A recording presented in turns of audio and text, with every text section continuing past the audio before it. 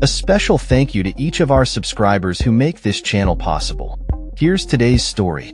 In a compelling address at the COP29 conference in Baku, Azerbaijan, UN climate chief Simon Stiell has made a fervent appeal to the leaders of the world's largest economies, urging them to prioritize climate action as they prepare for the G20 summit in Rio de Janeiro next week. Stiell's letter to G20 leaders emphasizes the urgent need for a unified global response to the escalating climate crisis, which he describes as a matter of self-preservation for every G20 economy. With Prime Minister Narendra Modi of India, President Xi Jinping of China, and President Joe Biden of the United States set to attend the summit on November 18th and 19th, the stakes have never been higher. Stiell warned that climate impacts are already wreaking havoc on economies, disrupting supply chains, inflating food prices, and exacerbating inflation. He underscored that without rapid cuts in emissions, no nation will be spared from the economic fallout of climate change. The call for action is not just a plea but a necessity, as developing countries require at least $1 trillion annually by the decade's end to combat climate change effectively.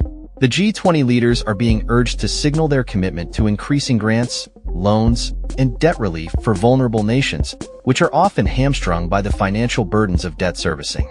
Business leaders have echoed Stiell's concerns, noting the lack of progress in Baku and calling for a decisive shift from fossil fuels to clean energy.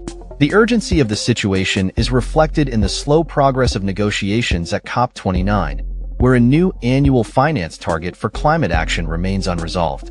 Stiell highlighted the need for clear signals from the G20, including commitments to enhance grant and concessional finance, push for reforms in multilateral development banks, and ensure that debt relief is a crucial part of the solution.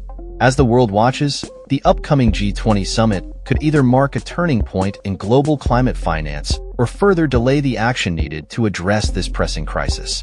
The G20, which comprises 19 countries and the European Union, represents about 85% of the global GDP and 2/3 of the population. Their collective action is essential to foster international cooperation and ensure that all nations can share in the benefits of a greener, more sustainable future. As we approach the summit, the message is clear. The time for decisive action is now, and the world is counting on its leaders to rise to the occasion. That's all for this story.